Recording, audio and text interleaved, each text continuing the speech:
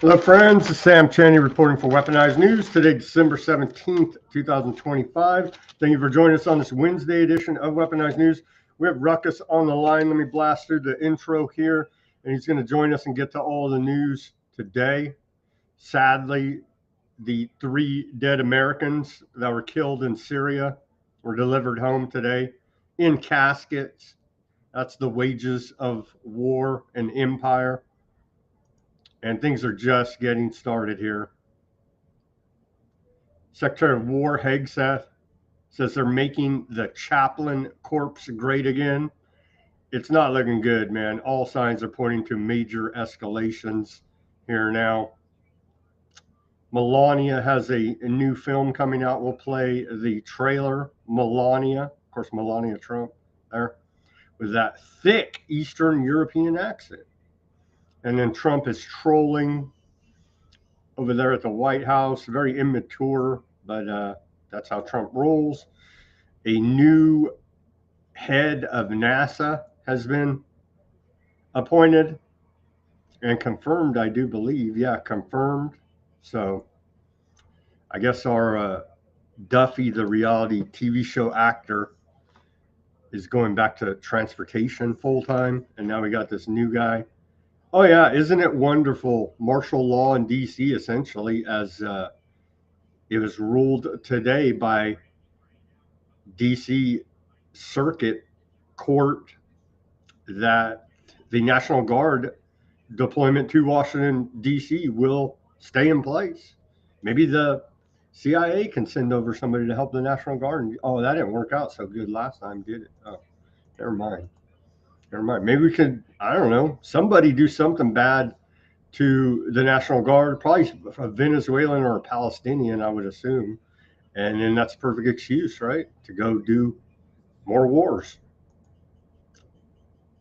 They're not even doing false flags to start this war. They're saying fentanyl's a weapon of mass destruction, and it's coming from Venezuela. And it's not coming from Venezuela. Like, it's just not true. But they don't care because Americans are idiots. We have, or maybe, hopefully, Americans are not idiots because we're basically right back in the George W. Bush administration here under the great right-wing populist reformer Trump. And it's basically neocon agenda. Here we come. Again.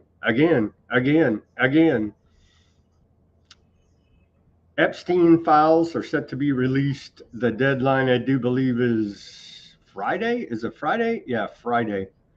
And so the Republicans have a leaked memo shows that they're all following the same script because it's political theater and they're actors and don't give a damn about justice for the American people or anything of the sort. The Republicans have been given a script of talking points about how to answer questions about the Epstein files. We'll go over some of that using psychological manipulation. It's just, these people are so just bad. They're just bad. All right. And the manipulation and the lying and propaganda, it just never ends. It just never ends. There's no bottom. We have economic news. What are we at here? Yeah, who cares? You know what I mean? Oh, they did pass the NDAA as well. Another $1 trillion, I guess, to fund a giant new war, or maybe multiple wars we're going to start here now in the very near future. We'll cover that.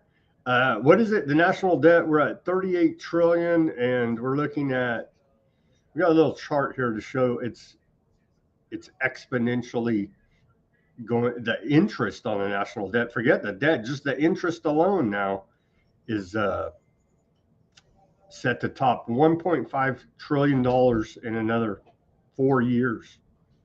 Just the interest. Excuse me. We'll show you that chart, go over that a little bit. At 6 o'clock or 9 Eastern, 6 Pacific, Trump's set to go live and make a big announcement. Hopefully it's not an announcement that we're going to go ahead and strike Venezuela, but a lot of reports out there saying that's what it's going to be. So hopefully we can cover that live for you here now. Trump accounts went live today. Allegedly, Ray Dalio has announced he's going to give a donation akin to Michael Dell. And at least he has a halfway normal looking wife, not a robot like Michael Dell. Anyhow, then we have other geopolitical news. Still, it's like a stalemate, I guess. It's good. Well, it is good. They're still talking, but Russia, Ukraine, it's like a stalemate, like not much action. They're still talking though. As Europe seems like they're going crazy. They're just like, give Ukraine everything. We don't want the war with Russia to stop. Essentially, it's pretty wild. It's pretty wild. Old Van der Leyen and NATO head Rutter. Hearing these guys talk, they sound freaking crazy, honestly. So we got that a little bit from Putin. Putin says a Oreshnik hypersonic missile that can't be defended against will be placed in combat duty by the end of the year. So what, 2 weeks?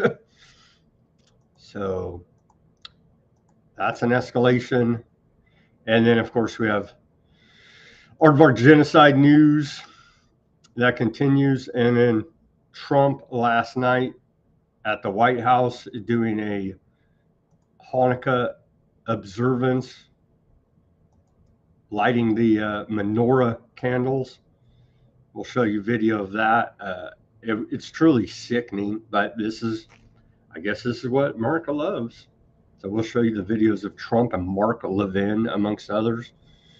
It's just a sickening display. Okay, with that, let's get to this day in history. On this day in history, in the year 1781, France, Britain, and Austria declare war on Spain. War of the Quadruple Alliance from 1718 to 1720. In 1821, on this day, Kentucky abolishes debtors' prisons. In 1862, on this day, they were noticing in America, General Ulysses S. Grant issues General Order 11, expelling aardvarks from his military district, which comprises areas of Tennessee, Mississippi, and Kentucky. So some noticing going on there by Ulysses S. Grant in 1862. In 1903, on this day, the Wright brothers' first flight. Orville Wright pilots the first sustained, powered, and controlled flight of a heavier-than-air aircraft at Kill Devil Hills near Kitty Hawk, North Carolina. The flight lasts 12 seconds and covers 120 feet. Quite a feat, actually, the first flight there. And we've seen how it's evolved to Boeing parts falling off the planes here in 2025. So it's going well. Continuing here. In 1914, on this day, more noticing happening. Aardvarks are expelled from Tel Aviv, of all places, but look at the year 1914, right? They're expelled from Tel Aviv by Turkish authorities. In 1944, on this day, the U.S. Army announces ending the excluding Japanese Americans from the West Coast. Detainees released. I think we have a little bit more on civil liberties history about that. In 1989, on this day, The Simpsons premiered on Fox Television, and many say that many episodes of The Simpsons are predictive programming to prepare the public mind for whatever the coming Masonic occult agenda may be. I think there's probably is some evidence that that is true. In 2018, U.S. poacher is sentenced to watch the film Bambi once a month during his year-long prison sentence for killing hundreds of deer in Missouri. And so that was his punishment, watching Bambi once a month. during his year prison sentence.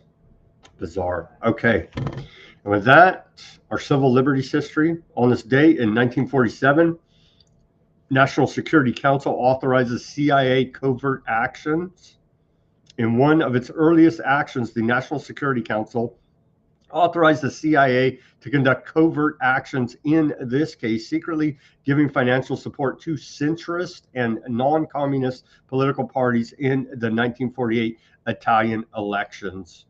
Somewhat oddly, the National Security Council had authorized the CIA's first covert action 3 days earlier on December 14, 1947. Reportedly, the CIA spent over $1 million on this effort, trying to rig up Italian elections in 1948. Congress later gave the CIA official signatory authority to conduct covert actions on June 18, 1948. Something tells me they weren't waiting around for official approval. And in 1944, on this day, the U.S. government officially ended the evacuation and internment of Japanese Americans on this day. I know it can't happen here.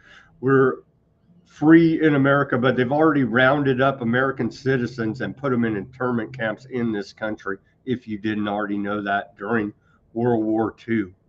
So we've already had a hardcore tyranny in this country for our own safety, of course. The government acted somewhat suspiciously, however, on a Sunday, the day before the Supreme Court ruled in Ex parte Indo, December 18, 1944, that the U.S. could not detain people it considered were loyal to the United States. Some historians believe that the government was tipped off about the adverse decision by Justice Felix Frankfurt, who was very close to President Franklin Roosevelt, and improperly communicated with him on other associations.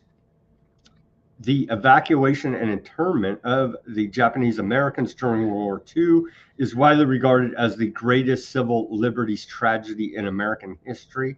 Almost 120,000 people, 90% of whom were American citizens, were forced to leave their homes and were placed in what were called relocation centers, but have been more aptly labeled concentration camps. The Supreme Court upheld the power of the government, first with respect to a curfew in Hybrancy versus U.S., and second with respect to evacuation in Korematsu versus the United States. And so the government will back up the government in its tyranny. And with that, here's a segue to bring on Ruckus. And yeah, these, very sadly here, these are the wages of war and empire. Here's Trump and Hegseth attend dignified transfer of fallen soldiers and interpreter. 3 dead Americans, 2 National Guardsmen, and U.S. civilian interpreter here returned in caskets.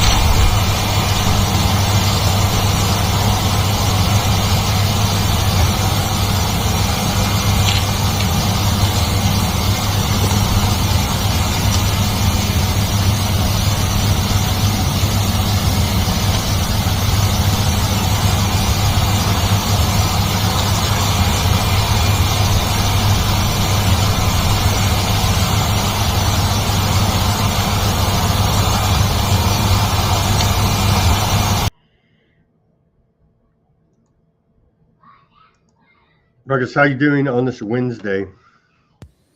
Not so good. I don't have an appetite for war and casualties, so yay. Somebody should tell Trump he's doing the cover your eye Masonic symbol the wrong way. I know some people think he was trying to salute, but I think he was trying to do the other thing. I don't know. Either way, he failed miserably. In general, I would suggest if we were to give him a quick report card here for his second term, first year, big F. That's my personal opinion, and I'm sticking to it. I know YouTube would love to hear it. Yeah, we hate Trump, right, YouTube? And he But sucks at but golf Rumble, too. we love Trump. He sucks at golf too, right? And I love the new. Did you see the new logo, the new emblem for the new Department of War? It's perfect. I love it. It's freaking brilliant. That's crazy. Peace through strength. With the guns firing, even. It's an AI generated thing that I did. I'm just messing. But yeah. Let me name the fallen National Guard and civilian interpreter here. They were killed over there in Syria by, quote, ISIS, allegedly. Sergeant Edgar Brian Torres Tover of Iowa National Guard, now deceased. Sergeant William Nathan Howard, Iowa National Guard, now deceased. Aid Masur Skatat, the U.S. civilian interpreter, sadly, all three dead there. And it feels like it's only going to get a lot worse. Here is Secretary of War Pete Hegseth. We're going to make the chaplain corpse great again. This is like what, to console dead widows? I mean, it's not looking good. It's not looking good. About a real problem facing our nation's military. It's one you're probably not aware of, but it's a really important one. And it's been going on for far too long. The weakening of our chaplain corps. You see, chaplains are intended to be the spiritual and moral backbone of our nation's forces. George Washington established the chaplain corps in 17. But none of these are righteous wars that we're in, so it's I have a hard time with the whole thing. You know what I mean? Yeah, it's beginning to look a lot like war. It is. It's it's a little in your face. I mean, I don't think it's a conspiracy theory at this point to suggest that there is a war in our extremely near future. Yeah. No, they're saying the quiet part out loud. Basically, it's all for oil. Susie Wiles in that interview that came out from Vanity Fair yesterday said that as much. Said it's not about the drugs, it's about the oil. I mean, and Stephen Miller saying it today. Trump said it today. We'll get to the. Trump says they stole our oil, Ruckus. That Venezuela stole our oil. The fact that they're so out in the open discussing oil proves to me beyond a shadow of a doubt. I've been doing this long enough, folks, to know that whatever this is about, it's actually not about oil. I was actually watching an interesting stream from some people that I've followed for a very long time. So shout out to them. They have two different channels, but you might know them as Canary Cry Talk or Canary Cry Radio or Face Like the Sun. Shout out to those two fine gentlemen, Basil and Gons. They do a live program, but you can find them on YouTube and the usual places. But I was watching their stream today, and they were clever enough to discover that Venezuela is one of the world's largest, richest deposits in something called antimony, which is not something that is discussed very often, but is extremely useful and found in everything, especially when it comes to the military-industrial complex and technocracy. It's quite shocking when you do a little research into it. And again, I'm sure I don't believe for a second that they'd be willing to openly admit that it's about the oil. But that being said, isn't it interesting that they're sending mixed messages, because at first they tell us it's about the fentanyl, which has been declared a weapon of mass destruction. And now, like, out of the other side of their mouth, they're like, yeah, they got a bunch of oil there too, and our companies can't get to it because this communist dictator Maduro is not letting American great capitalist countries access oil there. So, but I do agree, more than just oil, basically everything, natural resources, that element, ammonium that you talked about, oil, gold, whatever's not nailed down, and everything that is nailed down, they're going to steal that too. Right, but the other thing is interesting I want to point out is that nothing fractures the Republicans quite as much as going to war over oil. And so the timing of that at a time when the Republican Party is already fractured like 7 different ways cannot be, overlooked. So, I mean, again, in your face, just screaming, this is for, I mean, like, so how is this going to work when they want to like actually start sending like mom and dad's little boys and girls to go die for oil in Venezuela? Is that I mean, come on. Exxon's making a profit, and that's really all that matters. Well, maybe we can save everybody the heartbreak and send in the robots. Oh, wait. Oh, shoot. I might be onto something there. Anyway. Here's a Melania documentary that's exclusively in theaters worldwide on January 30th next year, 2026. Here's the trailer for her new film coming out here. Again, proving they're all actors, and this is a stage, essentially. Here we go again.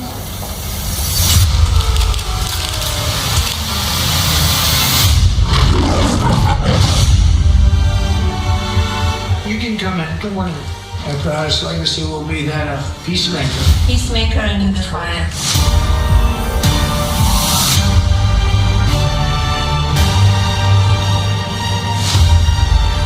Beautiful. Together with like-minded leaders, we have a voice. Is it safe? Yeah, it's safe.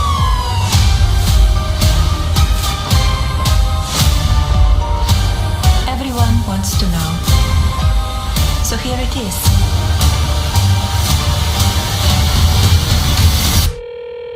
Hi, Mr. President. Congratulations. Did you watch it? I did not. Yeah, I will see it on the news.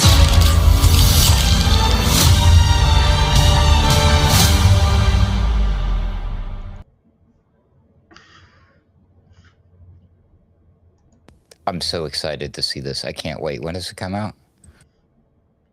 January 30th. I hope somebody leaks this on the internet so I can watch it before that. I am just jumping. I cannot effing wait to see this film. This is the greatest thing since sliced bread. Yeah, she calls her husband Mr. President. She called him a peacemaker too, as we're awaiting. Well, I'm glad you noticed that. As we're awaiting this announcement in about 40 some odd minutes here. Here's trolling at the White House. This is very professional. The White House has added new plaques beneath portraits in its presidential walk of fame, offering sharply opinionated descriptions of former presidents that align with Trump's views. It's pretty ridiculous. This is still, remember, the photo of Joe Biden is the auto pin, right? One plaque labels Joe Biden the worst president in American history, while another calls Barack Obama one of the most divisive political figures. Sleepy Joe Biden was by far the worst president in American history, taking office as the result of the most corrupt election ever seen in the United States. Biden oversaw a series of unprecedented disasters that brought our nation to the brink of destruction. His policies caused the highest inflation ever recorded, leading the United States dollar to lose more than 20% of its value in 4 years. His Green New Deal scam surrendered American energy dominance, and by abolishing the southern border, Biden let 21 million people from all over the world pour into the United States, including from prisons, jails, mental institutions, and insane asylums. His Afghan disaster was among the most humiliating events in American history and resulted in the murder of 13 brave American service members, with many others gravely wounded. Seeing Biden's devastating weakness, Russia invaded Ukraine, and Hamas terrorists launched the hideous October 7th attack on Aardvark land. Nicknamed both Sleepy and Crooked, Joe Biden was dominated by his radical left handlers. They and their allies in the fake news media attempted to cover up his severe mental decline and his unprecedented use of the auto pen. Following his humiliating debate loss to President Trump in the big June 2024 debate, he was forced to withdraw his campaign for re-election in disgrace. Biden weaponized law enforcement against his political opponents while also prosecuting many other innocent people. He left office issuing blank pardons to radical Democrat criminals and thugs, as well as members of the Biden crime family. But despite it all, President Trump would get reelected in a landslide and save America. Oh, God. That's all written on the plaque at the White House. Like, what? Like, really? It's ridiculously unprofessional and shockingly childish. And that's an engraved plaque that I imagine had to come out of somebody's pockets. How many taxpayers in America? That's whose pockets that came out of. Wow. Well, they do just take one of his insanely long ranted. You had such a rant, Ruckus. They needed 2 plaques, right? Double your trouble. Like, what the F? This is so stupid. This is.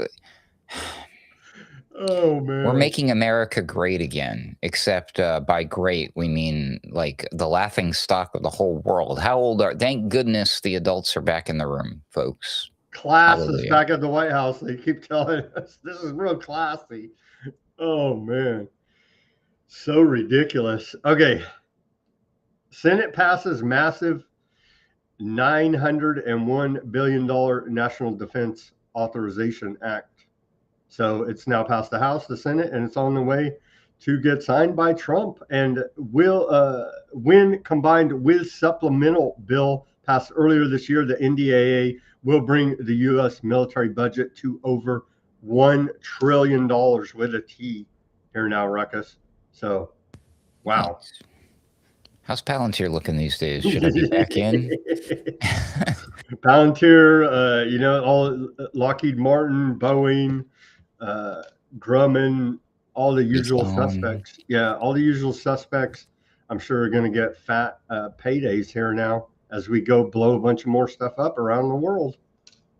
Wow. And hey, the Pentagon still, imagine this, Ruckus. We live in fantasy land, Twilight Zone. The Pentagon has still not passed a financial audit to account for any money that they've had over the years, which is trillions upon trillions upon trillions of dollars. They can't pass a financial audit to account for the monies, but yet we're going to just hand them another $1 trillion. Here, guys, you don't account for it. We don't know what any of the money is spent on. You don't even have to report it. Here's $1 trillion. I mean, that's where we're at in this country. And who cares? The taxpayers will pay for it, and the interest on the national debt is growing exponentially. Who cares? Just go blow a bunch of stuff up, unaccounted for as well. It's truly amazing. We can confidently say that the last guy spent it all the wrong way, and this guy will spend it all the right way, and we'll make sure that we're using it to kill all the right people. Well, when you put it that way, I guess it's reasonable then. Go NDAA, and this is just, we got to actually we'll have to take some time and dig into it, because I'm sure there's a bunch of tyranny, surveillance, violation of our rights in there as well, as per usual. So we'll have to take a deep dive probably tomorrow into the NDAA once it's actually signed into law by Trump. We got a new head of NASA, so we can go back to the moon that we went to in the 60s. Please tell me it's an actor. It's a billionaire, so that's better, right? Close enough. Close enough. This guy, the new billionaire entrepreneur Jarrett Isaacman, is confirmed as new NASA chief. And so this guy's going to be doing a CGI. Well, I guess it'll probably be, I don't know, will it be better quality? They've been doing CGI space videos for a long freaking time. So I guess now with AI, I'm sure they've been using that a long time as well, but maybe we can get higher quality space psyops out of this new head of NASA, hopefully. Yes, the S in the new NASA stands for Sora, which is the video generating model there used by ChatGPT, I think. Or is it Vio? I don't know. Sora, Vio. Vio, I think it's Google. Sora is ChatGPT, I think. Yeah. There you go. Nano banana, everybody. Yes, that's my favorite. So we're gonna win the space race against China, right? To get back to the moon. We have to. We have to, right? Or China's going to get to the moon. It's for the oil. And China's going to get there and get all the oil and get all the good positions for lasers and all of this type of stuff. And so breaking news, Sam. Apparently, the moon has been smuggling fentanyl into the United States. There's a bunch of terrorists up there, so we got to go up there and get them. I heard Hamas has a base on the dark side. A bunch of Hamas outposts on the moon. A bunch of aliens running around screaming "Free Palestine." It's a mess up there, man. It's a mess. By Iran, of course. And if it's all funded by Iran. Oh man. Well, you want National Guard in DC? You got them, and they're gonna stay. Attorney General Blondie Bondi. I lost Epstein files. Maybe I guess they have to release them on Friday. So we'll see what that's about. But today she announced another important court victory for President Trump's agenda. Today, the D.C. Circuit unanimously issued a stay in favor of our National Guard deployment to Washington, D.C. Our federal surge in D.C. has saved countless lives. They never can prove it or quantify it anyway. They just throw out outrageous rhetoric. Well, you're blonde and you're on Fox, so I guess you're telling the truth. Removed hundreds of illegal guns off the streets and led to a dramatic drop in crime in our nation's capital. We will continue fighting in court to defend President's agenda. So National Guard are there to stay in DC on the streets. Wonderful. So is there anything special about Washington, D.C.? Why would we want so many armed people there in Washington, D.C.? I don't know. It makes it easy for the CIA to whack our National Guard. I don't know. Weird. I mean, you know, they got the government stuff going on there. I don't know how important that is. I mean, is it like considered like central or, you know, the brains of the operation or anything like that? I mean, is there any particular?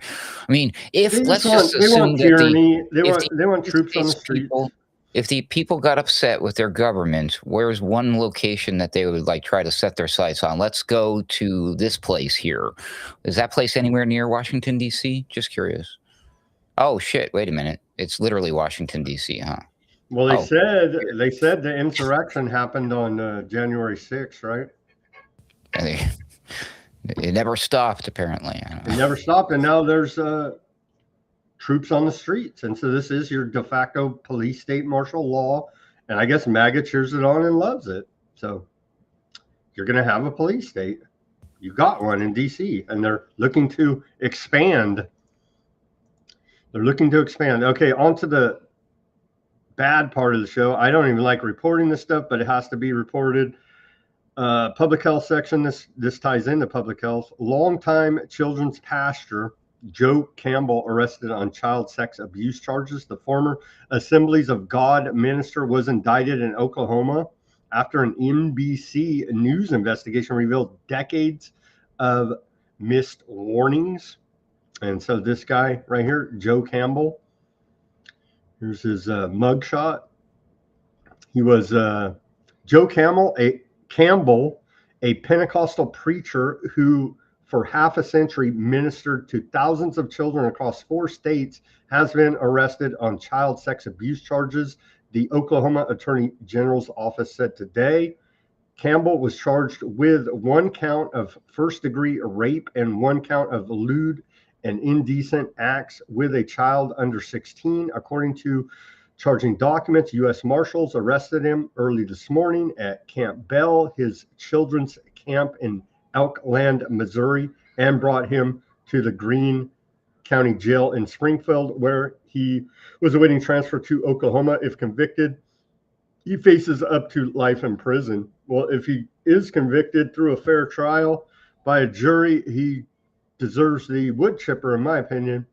Very sad to report the continuing abuse here now that goes on in these churches where people are trying to find some sanctuary, and they wind up running into these insane abusers. The charges come 7 months after an NBC News investigation revealed a pattern of child sex abuse allegations against Campbell, and repeated failures by pastors, police, and prosecutors to intervene. 5 women said he sexually abused them as children in the 1970s and 80s when he was an Assemblies of God minister. 9 others, including 4 men, said he showed them pornography, made lewd comments, or touched them inappropriately during the same period. Jeez. Not good, man. That's a shame. He was one of those 1,000 pastors that just got back from Israel. He was going to be in the front lines of the war to help us save everybody from anti-Semitism. One down. Darn it. That's not true, people. I'm just making that up. I wouldn't doubt it. He went after little boys and little girls. So, yeah, not good at all. And again, if he's fully convicted and all of that, and we believe that it's 100% legit, the wood chipper for this dude, man, bad news there. So sad, because historically and it's speaking, staining the church as well. They continue to stain the reputation of the church, keeping people away from maybe being saved. Just saying. And there's a lot of data out there that suggests that those who are abused at a certain age in a particular way grow up themselves to perpetuate abuse, which is very sad to suggest such a thing, but it's just the way it is. It's really sad. It's terrible. And it kind of speaks to, again, a bigger network, because why did all these people in positions of authority look the other way after, who is it? They say in this report, pastors, police, and who else? And prosecutors all failed to look the other way upon reports of this abuse. So is there a bigger conspiracy going on here? I don't know. But what's going on with authorities? They're saying this preacher's abusing kids, and you're, what? I don't know. Epstein files? You know what I mean? It's like, come on, man. Get it together. And then segue to Epstein. Leaked Epstein files talking points instruct Republicans how to point blame away from Trump. Well, it's a Democrat hoax. Why would they need to do such a thing? In a memo first published by Fox News, outlines how congressional Republicans should direct any discussion surrounding the contents of the Epstein files away from Trump, and outline a list of accusations to allege against journalists and Democrat lawmakers. In essence, the memo gives step-by-step instructions on how to utilize a psychological manipulation tactic known as DARVO, deny, attack, reverse victim, and offender, in order to brush aside any alleged wrongdoing by President Trump while villainizing his opposition and framing Trump as the victim. From our honest Congress, so we can expect to see them parroting these talking points in defense of Trump after, Friday, when the files are released. Ruckus, what do you think of this? Trust the Democrats? The files are being released Friday? Yeah, that's the deadline. Then, unfortunately, that means World War III kicks off tomorrow. Dude. The day before. Epstein files deadline Friday. What DOJ is required to release and what could be withdrawn. A new federal transparency law sets a Friday deadline for the Department of Justice to release nearly all unclassified records tied to Jeffrey Epstein and Ghislaine Maxwell, with limited exemptions for victims, child sex abuse material, and active ongoing investigations. So, shoot, we're going to have to kick off World War III, legalize marijuana, give everybody universal basic income, and free sex robots to boot, just to get everybody distracted from this one, Sam. Dude, we'll see what comes out on Friday. I still believe it'll probably be heavily redacted. We will have to see. But the Republicans, as we just went over, will be out there lying out both sides of their mouth to you. Internet goes out. There we go. I called it. Senators press FBI over failure to investigate Epstein's lawyer and accountant. He was a billionaire, Epstein. Where did he get the money and transferring around all this money laundering going on, payoffs, bribes? yeah, why follow the money, right? It seems like they should have been able to track all of this down, but they looked the other way, surprisingly enough, at the FBI. Just like Maxwell's lawyer warns that unsealing the Epstein files could cause a retrial for her. So maybe Trump can go ahead and pardon her when these files are released. You know what I mean? That would be very just, wouldn't it? No? Why? And then tying in with She's that, certainly no victim. That's for sure. tying in with that, Dan Bongino has announced he's going to resign from the FBI today after he drained the swamp, arrested all the bad guys, busted all the Epstein and all the election fraud and every other right-wing conspiracy. Bongino and the FBI cleaned everything up, got rid of all the corruption, and now he can go back to his podcast on Rumble and lying to MAGA and right-wingers some more. Done and dusted. Job well done, sir. Going down in There's history. none of that happened. They haven't that's cleaned great. up anything. It's worse than ever. There's cover-ups all over the place. And maybe Bongino can see the writing on the wall and say, I'm out, man. You guys are cray-cray over here with all this cover-up. He was so good the whole time he was there, you barely heard a thing about him. Did you notice? It was all cash. Cash this, cash that. Girlfriend this, traveling here, jacket. He looks boss in that jacket, though, doesn't he? Valhalla. Yeah. Oh, man. Okay, on to the economy here. Here's a little short video of one of the all-time greatest stock traders in American history, Nancy Pelosi. Here's a little short clip of Pelosi versus Warren Buffett. Let's watch this little chart animation clip of their investments quickly. And she outpaces Warren Buffett. So I mean, no wonder she's retiring from Congress and going into a career on Wall Street. Oh, that's not happening.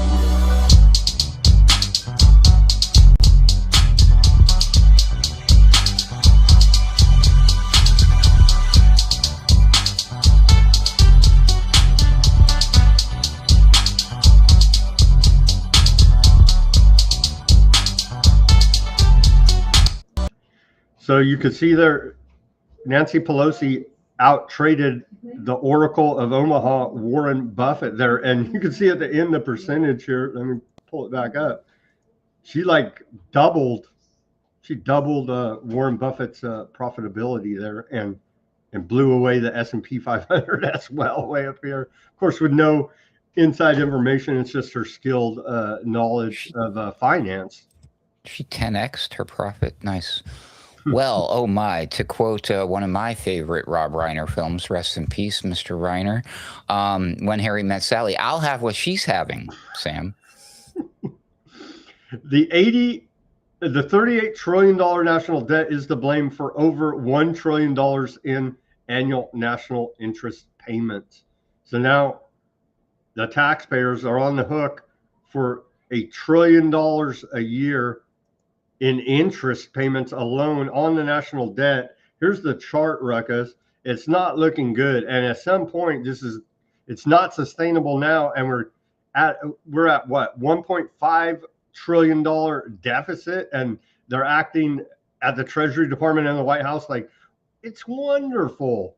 But you can see right here we are ending up 2025. And then we start breaking real bad here by 2030. 1.5 trillion by 2035, which is just 10 years away here now. $2.2 trillion, assuming everything stays the same. And so that's an incredible amount of interest to be on the hook for every year to prop up the national debt to keep this whole debt-based fiat monetary system going. Ruckus? Well, debt is money, right? So we got a shit ton of it. We're doing good. I don't think it works that way, but I don't know. I'm not an economist, but the really smart people say that if you leverage debt, that's what the rich people do. But I don't know how that works because the poor people are buried under debt and it's not doing them any good, right? So, Well, actually, technically, poor people don't really have debt. It's the people in the middle. I've heard this so many times that either be poor or be rich, but don't be stuck in the middle. Well, you gotta also have assets tied to the debt to leverage anything. You're not going to just leverage debt. Yeah, that's why they own everything. They own everything around us. It's pretty crazy. But that's, maybe you should do that too. Maybe we should all own a little something if it's possible. Not financial advice, but hey, if it's good enough for the rich, might be good enough for you. Indeed. Buy property and campaign to abolish property tax. There you go. I'm so happy that all that silver I sold is now worth twice as much as when I sold it. Oh yeah, let's talk about that. I'm glad that you had a good return on your silver. Silver's busting out here. It went above 66. I believe that was the all-time high. It's down to $65.92 right now. Live trading. Bitcoin has really took a dump. It's down to 86,000, and gold went up a little bit. Gold's at 44,326. So, but silver, very impressive. Silver here. What is there? How much has silver gone up this year? Silver has increased in this year by 115%, Ruckus. So quite. Oh, I know. Quite an amazing. Almost after I sold mine, that it went on its trajectory. This happens with everything I own, by the way. I should just let everybody know that I'm about to sell XYZ stock, and that's you should buy that stock because it always goes up. The last time, Ruckus, I remember the last time silver really pumped, it was like $50, and I had sold mine right before that because I needed the money. Right. And I was like in that same situation, feeling like you are now about the last time when it was really pumping. I was like, damn, but I had to pay bills. So I had to sell it, right, to pay bills. So that's the way it goes sometimes. You add in inflation and you're like, I sold my silver for $1. Yay. I saw a post, though, that was interesting from one of these silver bugs on the X saying that 1964 and older quarters, which are 90% silver, they call it junk silver out there anyhow. Five of those junk silver quarters are now worth like over $50. So pretty crazy when you actually look at it in those terms. I still have my junk silver and one of my 1 ounce coins left. I'm holding on to them for dear life. Hold on to your junk silver, what they call junk, 90% silver, because that could be very valuable in a survival situation where you may need to barter and so on and so on. So, or melt it down into a bullet, or go after, and what is it? What do silver bullets kill? Vampires or werewolves or both or aardvarks? I don't know, but we'll see. Continuing here. So thankfully, the great philanthropists of America are rallying around Trump accounts. Ray Dalio, famous American investor, but not better than Nancy Pelosi. BlackRock joined a donor list for Trump account program. We're so blessed. At least old Ray Dalio has a halfway normal looking wife. I say she looks normal as compared to Michael Dell had that weird Stepford robot wife, just creepy weirdness. Anyhow, here's Ray Dalio with his wife Barbara, and she looks like a normal gal there enough as compared to Michael Dell's wife, which is just like out of some dystopic sci-fi movie. Anyhow, Ray Dalio is going to donate a bunch of money. Looks like about the same deal that Dell did.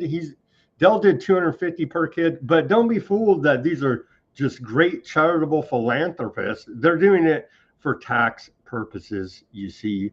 And so there's a lot more behind it than they're just rich people that like giving American youth a jump start on their finances. It's going to be the same. They're going to match Michael Dell $250 donation per child to help connect kids through Trump accounts. Here now. Exciting. It is exciting, but I don't think we've seen BlackRock's announcement yet. Ray Dalio went on to say, I personally appreciate the Trump administration's launch of the Trump accounts, appreciate the Dells for piling on with their support, and appreciate both of them for allowing Dalio Philanthropies and others to join in. So For the record, it's Dalio, but that's all right. Dalio? Dalio. There you go. He makes the rounds on the financial networks and talks about investments and the economy and stuff. I'm familiar with him. I didn't know he was on board this kind of thing, though. Another guy who there's a guy actually who I have respect for. He's very close to Trump. He's a big Trump fan, and I'm just like, this is the guy's only failure in my book. But Robert Kiyosaki, the guy who wrote Rich Dad Poor Dad, he's actually close friends, like friends with Trump. He's been knowing Trump forever, yeah. Sure. So I'm like, I'm expecting, is he going to jump on board and start investing in America the way these other billionaires are? I don't know. I'm skeptical. I don't think he will. Trump accounts are providing a jump start on the American dream, the White House tells us. According to the Council of Economic Advisors, a Trump account could grow to over $1 million in 28 years here now. What would the inflation be on that? Is it going to be worth negative dollars by the time it's matured? Trump account balance at 28 for a 2026 baby born, max contributions with average U.S. stock market returns, they say. So I guess they're accounting for inflation there. Okay, how many babies are getting this? Let's do some quick math here because this is effing ridiculous. They say everybody born the next, 3 years of the Trump administration. So 2026, 7, and 8. Well, birth rates are down, so it's not as much as usual. So we can't look at the past as a. But I mean, each one of them, they're saying like, okay, take that number. Let's just say that, okay, things are bad and only 1 million babies are born, but they each get this thing in this many years. America, 1 million millionaires. How many millionaires are going to be running around America, millionaire citizens, just because they got to Trump, just because they were born in America? This is the biggest blow smoke up your ass crap I've ever heard in my life, dude. What is really going on here? It's a tax break for the philanthropists is what's going on here. Oh, yes, because they're all scared and doing their thing and loss harvesting. They all know something bad's coming, like, soon. I'm scared. Trump accounts jumpstart the American dream. Here's the website. It's now up and running, TrumpAccounts.gov. Again, I don't know what they're going to do with all these Trump government accounts once he's out of office. But, he says he keeps floating the idea he's not going to, or he's going to run for a third term or just stay in office. Who knows in 3 years what the shape of the world may be in.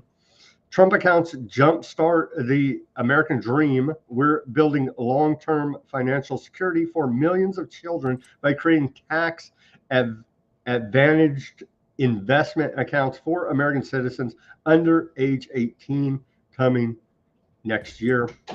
And so they give you some examples here. I'm surprised they didn't have them investing in pounds here. NVIDIA is probably good enough. Let's see here. Get $1,000 for every American child born between January 1st, 2025. Oh, so it's I guess you can retroactively go back and get this money. So if you're born here in America, January 1st, 2025, the beginning of this year to December 31st, 2028, the end of Trump's term, the account is fully in your child's name and you are the sole custodian until they turn 18. No contributions necessary, but you can deposit up to $5,000 per year to maximize growth. It's launching July 5th, 2026. Enroll your child by making an election when you file your taxes. Taxation staff, they leave that part out. A financial institution will receive your funds and activate your account. Sit back and watch the money grow. Contribute anytime or not. Big things start with small steps, and you have them prick your baby's heel at birth and put that blood in the UN database for further eugenics experiments. Oh, they leave that part out. Jumpstart their financial future. Build your child's financial foundation right from the beginning with $1,000 from the U.S. Treasury. So this, to me, this is like brainwashing the children of America to be dependent on government to get you in their corrupt financial system and to somehow, do this metaphysical shift, the bad karma that they've created onto you here now, I believe is all part of this, as they pose as loving philanthropists of the youth here in America.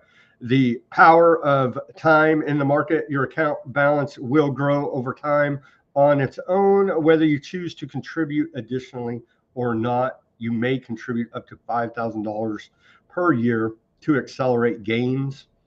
Proven winners, all American growth. Your child's funds will automatically be invested in American companies. The app lets you see exactly the stocks they own and how they're performing, growing their finances and their education.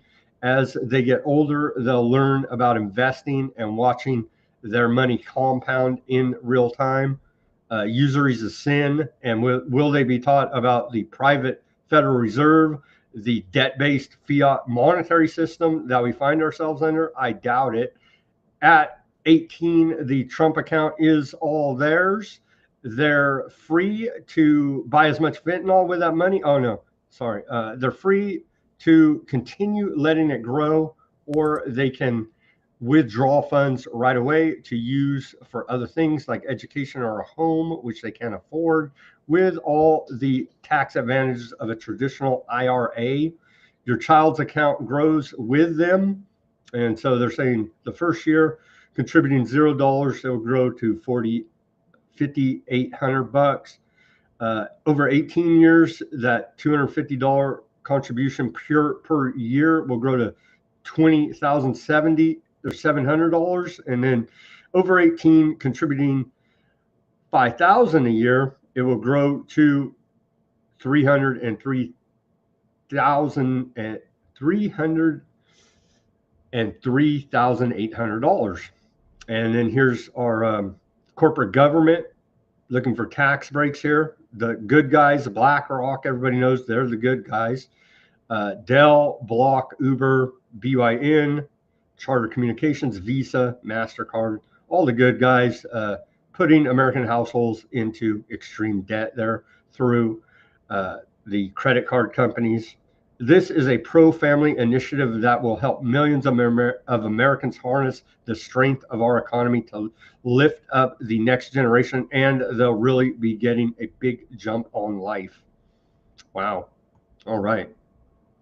Exciting, Ruckus. Exciting. Nice website, though.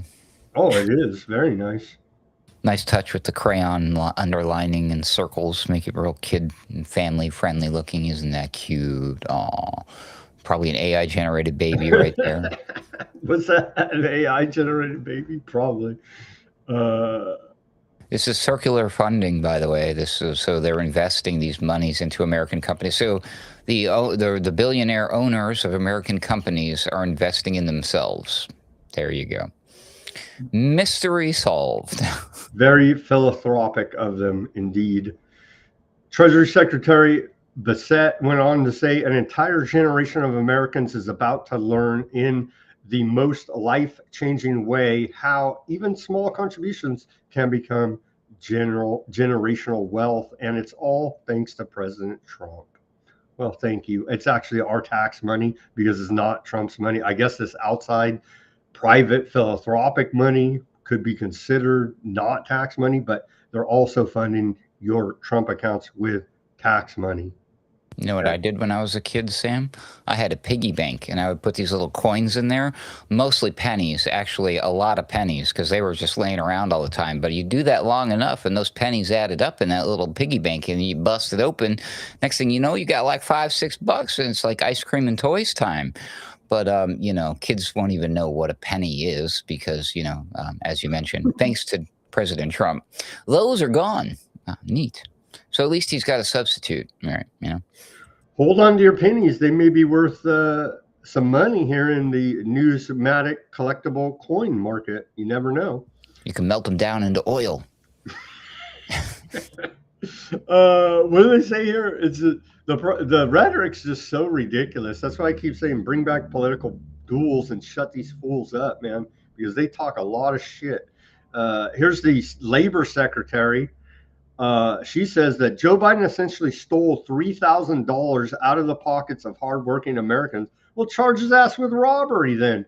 And President Trump has been able to put the policies in place to climb us out of that deficit and put $1,000 in their pockets. Bullshit. This is bullshit. Oh, man. Okay, let's take our live commercial break here, Ruckus, and we'll monitor, as I believe Trump is going live right about now. And so we'll come back from this and take a look at Trump and cover the rest of this war news. It looks like a looming war. Everybody go to weaponizednews.com. Get yourself a holograph sticker, a white background sticker, a clear sticker. Put it on your laptop, your bumper, your guitar, your hard hat, your work locker, and help spread the word about independent reporting and analysis, brought to you 5 days a week here at Weaponized News. Go to weaponizednews.com. Let me go to the site there. And I did see in the chat that John got his hat. So thank you, John, for reporting that. And I appreciate that you got it. And he said it was high quality. So give me some more feedback if you like, John, because I appreciate the feedback. And so I can, make sure that you're pleased and satisfied with your purchase from Weaponized News. And sadly, Mac, the snow globe, I don't know what the deal is, but they're saying it's out of stock. So I'm waiting to see if they get it in stock, or if not, we'll just refund your money here now. So that's the delay on the snow globe. To give you an update here, here is the Weaponized News glass Christmas ornament as we're getting closer and closer. What are we? 9 days away now, I believe. I think we're 9 days away from Christmas. Weaponized News glass Christmas ornament right here, the classic Weaponized News logo to illuminate your Christmas tree with weaponizednews.com for the news hounds out there. Arr, arr, arr, arr, arr. All right, with that, Ruckus, please plug away. Yeah, sure. Head on over to alternatecurrentradio.com. That's where you'll find my most recent appearances with Sam here. But you'll also find my friends and colleagues, the Odd Man Out podcast, Mystical American Patriots, of course, Boiler Room and Sunday Wire. That is all going to be discovered right there at alternatecurrentradio.com. And if you go into the menu, you can find my page, The Daily Ruckus, and somewhere hiding in this page is my contact info, I assure you. You can learn all about me, but you can just click contact me. There's my links to my Facebook and my X. My X is where you want to go if you want to send me a direct message as the word slinger. See, I'm _AC word slinger. That's because I like to sling words, but not always words. I like to sling graphics and do websites and things like that. So if you're a small business owner, entrepreneur, or a podcaster, and you need help with some business related things like a website, graphics, or social media postings, writing stuff, editing, just advice, consultations, hit me up. There you go, Sam. All right. Thank you very much for that message, Ruckus. There's his at AC_wordslinger. Contact him on X if you want to contact me on X at Weaponized News. Right there. Okay, welcome back to the second half of Weaponized News on this Wednesday, December 17th, 2025, as we're awaiting an announcement from Trump at the White House in regards to, we don't know what. He did the classic Hollywood teaser on us here now, and they've just said there'd be a large announcement. As Ruckus said, it may be, it may be something light and nothing to do with this war. But there's a lot of rhetoric being thrown around by the Trump administration that indeed it's going to be about said war with Venezuela. Here is now live. Let's just jump in here a second and play Trump live and see if what we can get out of this. If it's I vote it's an announcement of a new NFT project or a new Trump coin thing. There you go. That's my vote. Hopefully. You only get scammed and not terminated out of this. To best. We're deporting criminals, restoring safety to our most dangerous cities. Just take a look at Washington, D.C. It's at levels of safety that we've never seen before. and they decimated the bloodthirsty foreign drug cartels. We did that all by ourselves with our people, and we're so proud of it because they were poisoning and destroying our population. Drugs brought in by ocean and by sea are now down 94%. We have broken the grip of sinister woke radicals in our schools, and control over those schools is back now in the hands of our great and loving states where education belongs. After rebuilding the United States military in my first term, and with the addition we are adding right now, we have the most powerful military anywhere in the world, and it's not even close. I've restored American strength, settled 8 wars in 10 months, destroyed the Iran nuclear threat, and ended the war in Gaza, bringing for the first time in 3,000 years peace to the Middle East, and secured the release of the hostages, both living and dead. Here at home, we're bringing our economy back from the brink of ruin. The last administration and their allies in Congress looted our treasury for trillions of dollars, driving up prices and everything at levels never seen before. I am bringing those high prices down and bringing them down very fast. Let's look at the facts. Under the Biden administration, car prices rose 22%. So Trump said a lot of lies just in that little bit right there. We're still waiting to see the announcement. That's the same old rhetoric we've heard out of him. We're waiting to see the announcement about what's going on with Venezuela here now. I'll keep it up here on my screen as we continue with the show here. Trying to see if what he's going to do about Venezuela, essentially. But the basic same Trump rhetoric that we know that he spews. He changed the way he discusses the 8 conflicts. He didn't say that they stopped the wars. He said he how did he word it? He negotiated peace. I don't know how he worded it. He did some lawyer told him what to say the right way now because he's been getting called out on that. I'm tracking it here. So anyway, continuing here is, you thought you voted for the president of peace, a right-wing populist who's against all these wars, MAGA, and this is actually what we got. Weapons of mass destruction.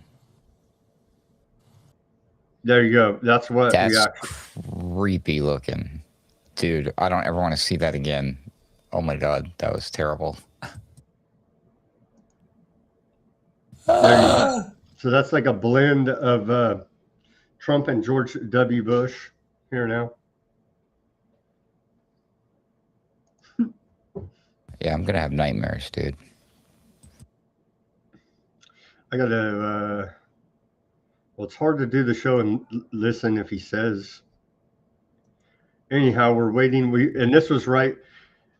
Earlier today, Congress, who allegedly has some responsibility in going to war or not, the Venezuelan War Powers Resolution has failed to pass Congress in a vote of 211 to 213, with 9 members not voting, an absolute dereliction of duty from Congress, as reported by antiwar.com here now.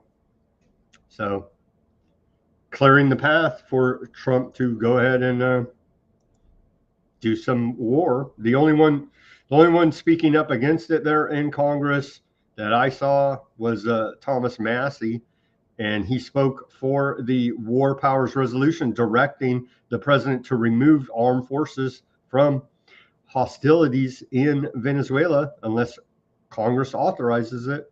When war-making power devolves to one person, liberty dissolves. Congress needs to vote before the president attempts regime change. They voted and they don't care. And so that's your representatives in Congress. They literally don't care if this maniac Trump and his administration go start a brand new war with Venezuela. It is a dereliction of duty. What say you, Ruckus? I say we need the oil, so let's do it. All right, fair enough. At least, at least Congress is getting involved one way or the other. I mean, because this president would probably just executive order his way right into World War III if he was allowed to do so. And I suggest he probably still will do that. But anyway. Anything good? He's yapping on anyway. I'm trying to keep it in my He's ear. good at that. He is. Maduro called the United Nations looking for some type of relief from the United Nations. I don't know what they can do, but the UN told Gutierrez, the head of the United Nations, warns armed conflict would cause serious consequences for regional stability. They don't care. Maduro says openly colonial expression from Trump, direct threat to international law and order. Trump's goal in Venezuela, it's about oil, about natural resources, says the defense secretary there. And so it seems pretty clear. And like you're saying, what was that other mineral that they have there? Antimony. Antimony. Yes, a funny word. You never really heard of it, have you? Some people have. No, yeah. I haven't, honestly. Neat. Yeah, no, it's actually incredibly important, which is like, oh, now I understand why nobody talks about it, right? But if you brought it up in discussion with like these people that we see on our television screens, like some of these Fox News hosts and these politicians, and they'd be like, how does he know about that? Yeah. You're not supposed to know about that. I see. Yeah. More from, let's see. Well, they're trolling. That is, the U.S. military is trolling the coastline of Venezuela. Most track flights on flight radar, U.S. warplanes circling near Venezuela. And this is hours upon hours today, Trump's primetime address to the nation with all these warplanes here. Let's take a look. You can see all right here, right, trolling their coast. All right here. So, yeah. Your move, Maduro. Well, yesterday or 2 days ago, Trump announced that fentanyl is a weapon of mass destruction.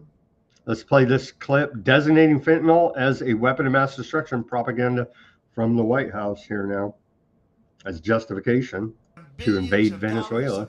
With this historic executive order I will sign today, we're formally classifying fentanyl as a weapon of mass destruction. It has been one team, one mission to get 100% operational control of the southern border. President Trump, in this amendment.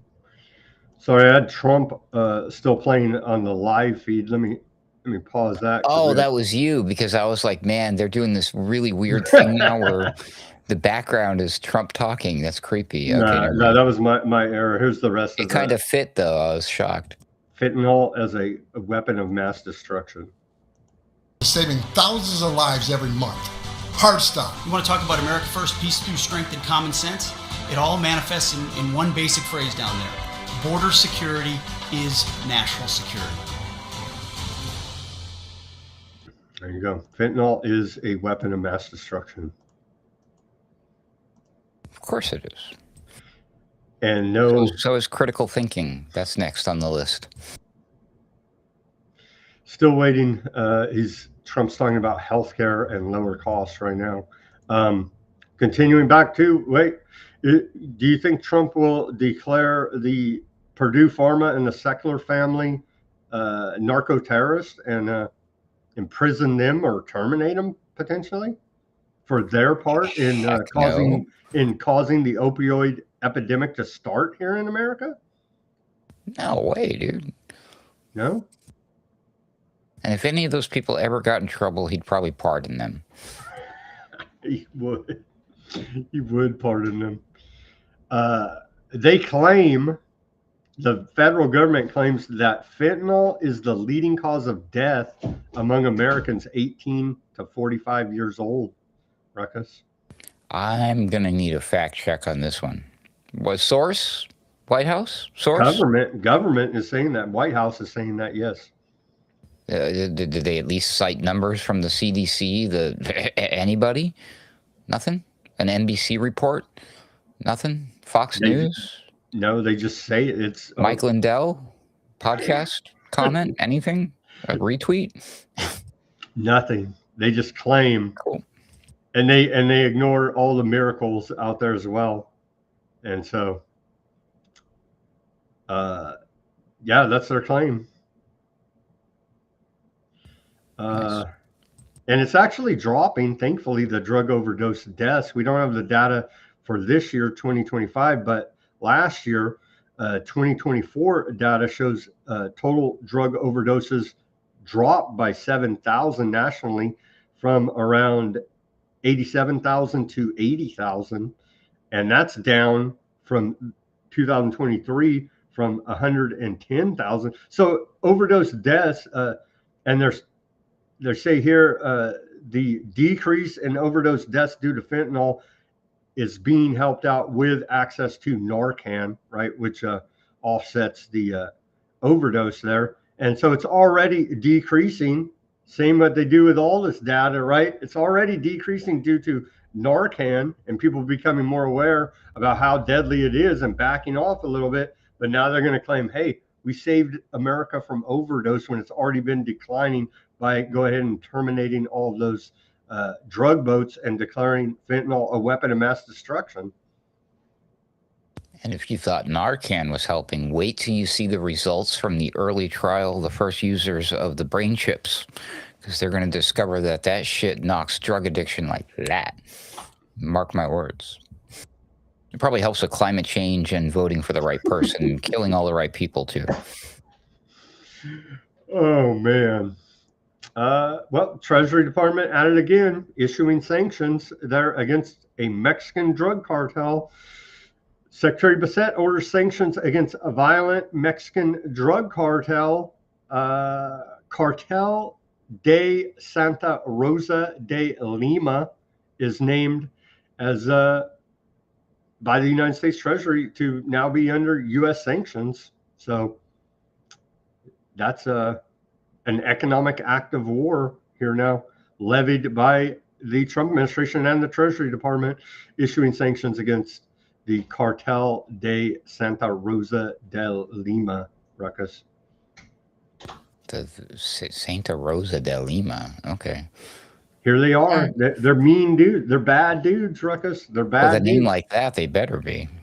Exposing Cartel de Santa Rosa de Lima.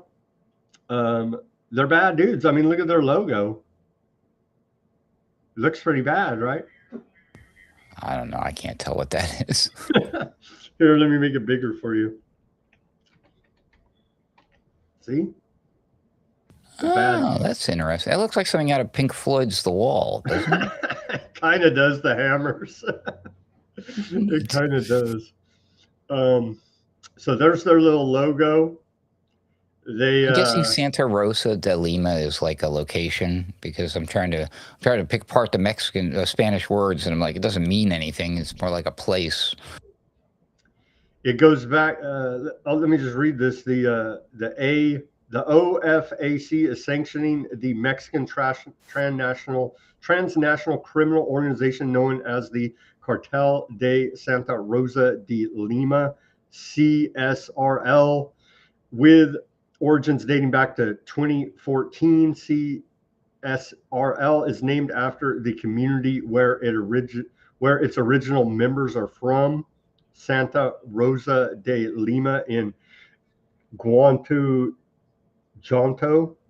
CSRL is primarily involved in fuel and oil theft, going as far as declaring war with CJNG in October of 2017 for control over fuel and oil theft in the so-called Bermuda Triangle. Well, didn't they just lose it to Bigfoot over there? I don't know what's going on there. A collection of municipalities in Guanajuato, whereby a Pemex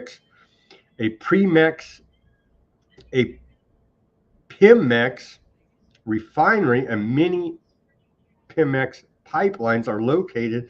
As recently as August of this summer, Mexican authorities have detained members of CSRL and seized 164,000 liters of stolen hydrocarbons, in addition to tanks, tanker trucks, and clandestine pipeline tap device. Due to its turf war, an uptick in violence and homicides is being reported there in Mexico. And here's a picture of the alleged cartel. Well, I guess there's a little bit better graphic about it. Yeah, so they're the bad guys, allegedly, according to the government here now. There they are. Bad dudes, Ruckus. Bad dudes. Okie dokie. Okay, so we kind of missed the Bermuda Triangle. Isn't that one threw me for a loop? I wasn't expecting that one. I guess that explains their triangle logo, though. Yeah. Kind of, but they kind of tell you where they're doing their crimes. That don't make sense. I don't know. Man, if I was a criminal, that'd be the one spot I'd definitely be posted up, because ain't nobody messing around with that place, right? It'd be Scooby-Doo style, right? Like, oh, that house is haunted. Oh, it turns out that's where the bank robbers hide. We would have gotten away with it too if it wasn't for you meddling Ruckus. So was there? I don't know. Honestly, Trump stopped talking here. Let's see if he kept talking or what. My feed from the White House froze. Let's see. I'm refreshing it as we continue to try to see if Trump's going to announce an attack on Venezuela. It's I don't know. So we're waiting. Let me just do a search on X real quick for the words "breaking" in all caps lock and see what I get. Oh, geez, there's a lot. Never mind.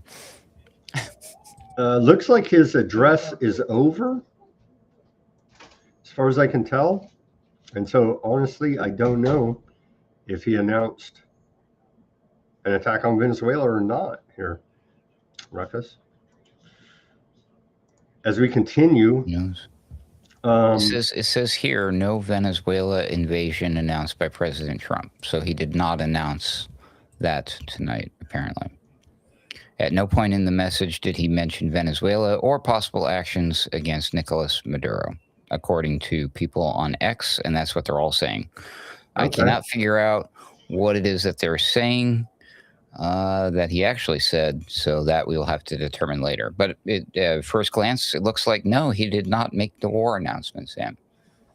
Well, that's good. Stephen Miller, he posted this, where he admits it here. This is one of the cabinet members admitting, and they make a strange claim.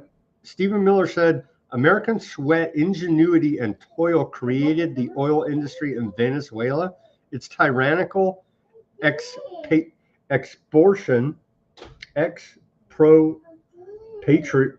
proportion was the largest recorded theft of American wealth and property.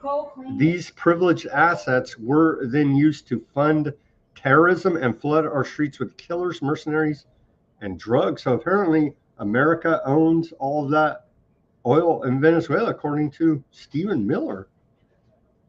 That makes perfect sense, right?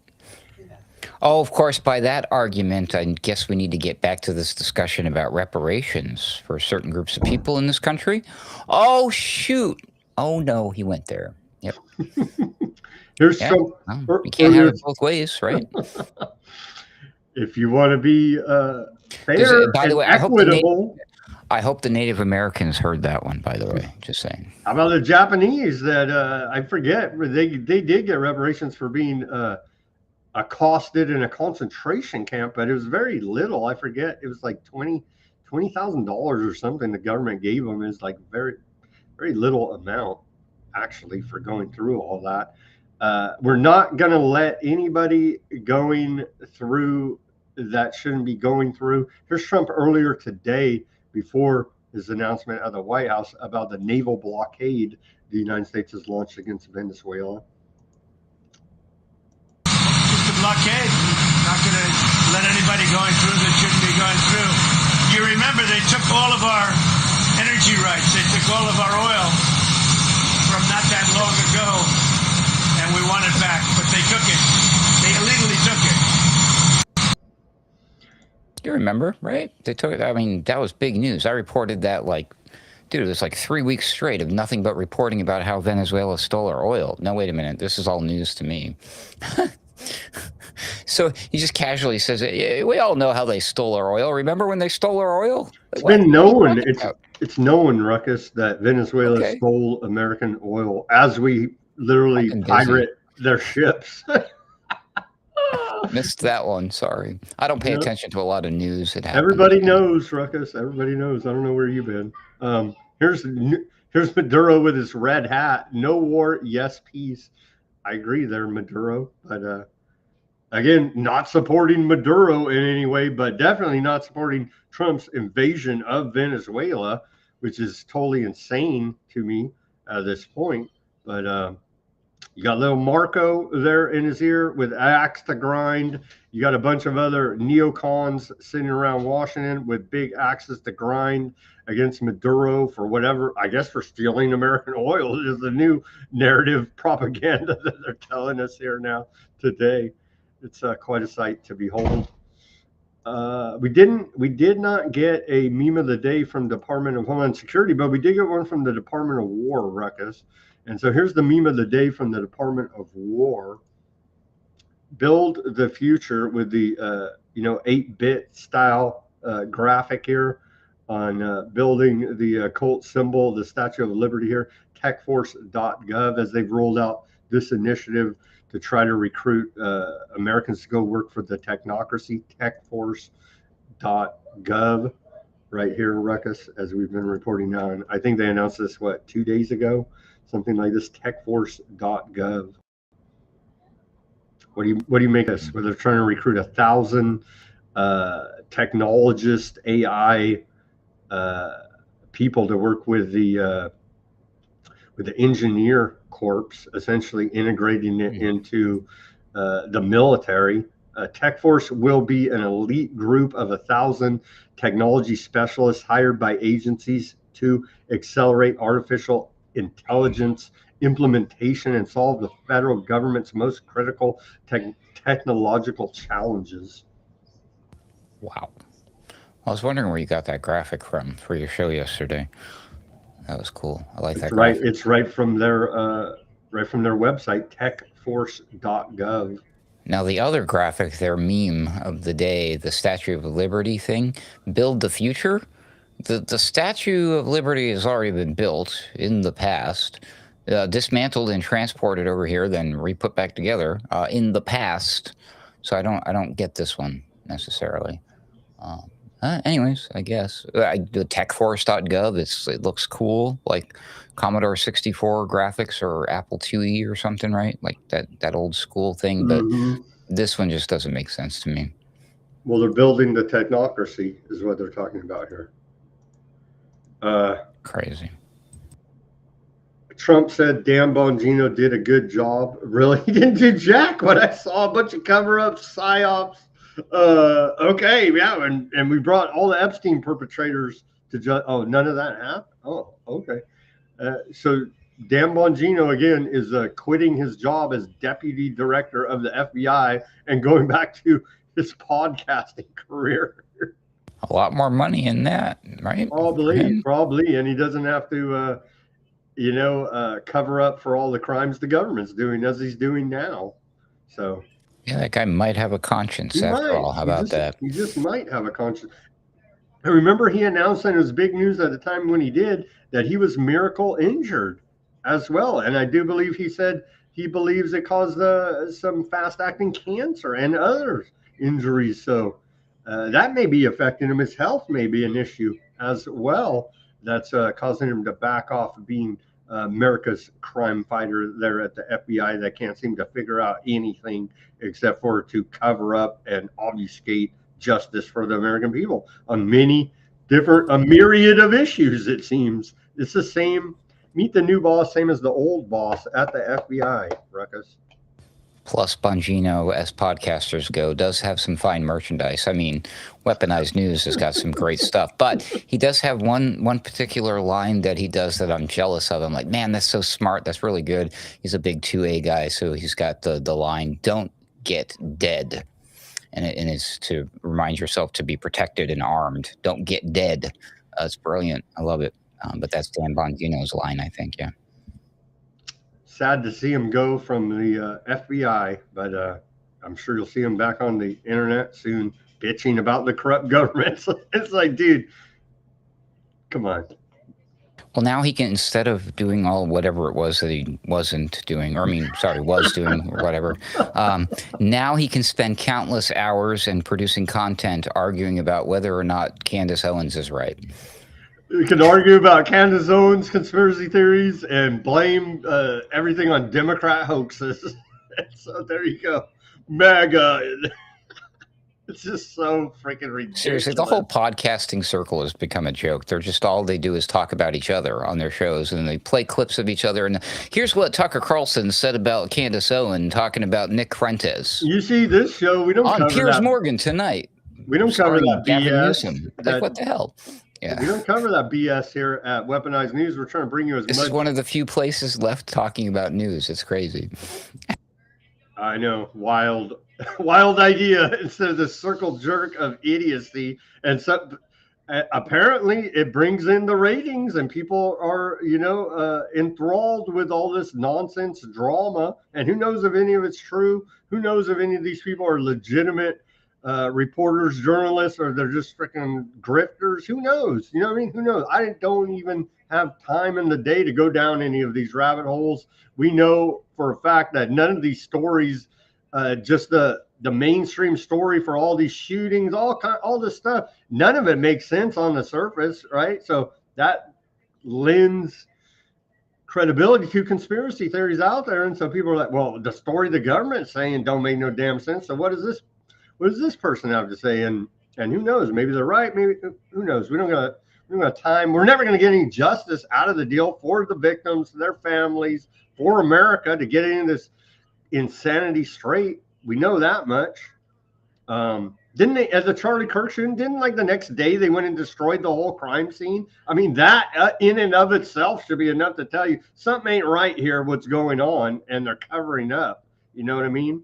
The FBI's on it, Sam. Well, at least the FBI's on it. Okay, on to public health. We'll have a final report delivered as soon as we located it. It went missing off of Pam Bondi's desk. We got it somewhere. Friday, we're getting a big Epstein document dump. So we'll see what all they release on Friday. Public health scare time, because you weren't scared enough. I think you were saying you want a good scare, Ruckus, weren't you?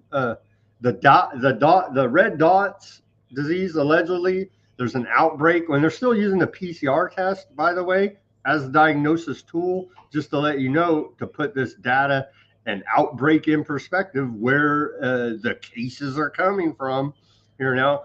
There's a red dot outbreak, and it's growing along the Utah-Arizona border and in South Carolina, where hundreds are in quarantine, according to a report from ZBS News. More than 250 people, including students from 9 area elementary and middle school and high school, are in quarantine, some for the second time since the outbreak began in October.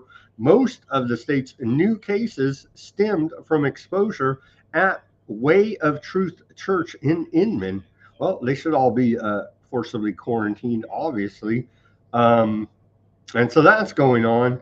There's people running around with red dots in quarantine. Nationally, I'm not up on my code words. Is that the one that rhymes with weasel? Weasels, okay. Yeah. Gotcha. I gotcha. All right. Nationally, the weasel cases count is up to almost 2,000, Ruckus. And so if you're not scared by that, I don't know what can scare you.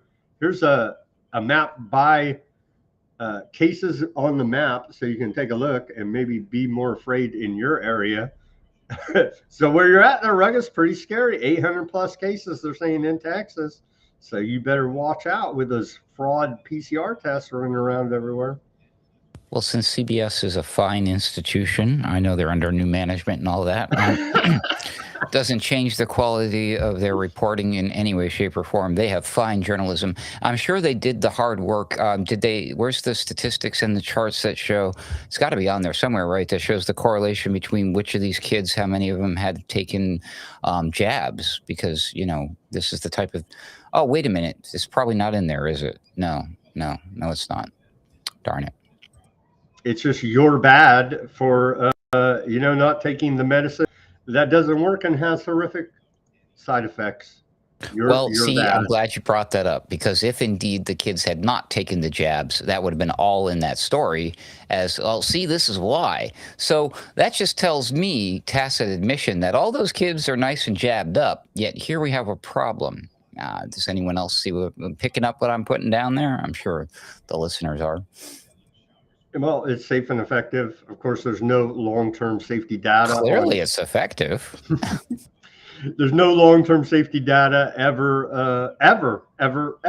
And so that I'll leave it there, but be afraid of the red dots there as we're looking at nearing 2,000 cases nationwide.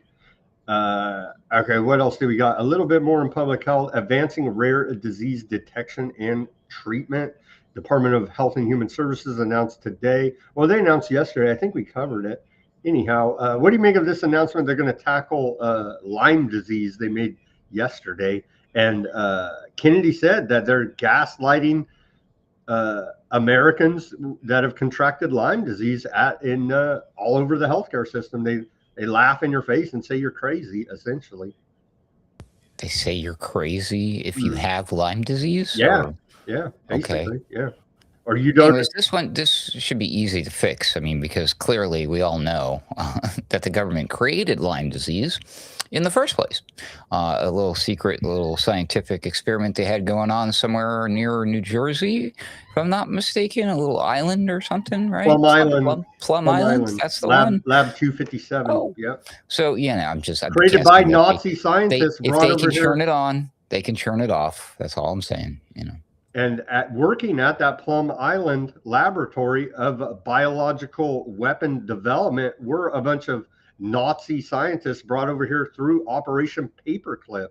And that's very well documented in Lab 257 that we covered. Michael Carroll's the author, and he wrote that book like 20 some odd years ago. They're fine people, Sam. They grew up in a rough neighborhood. They're rough people.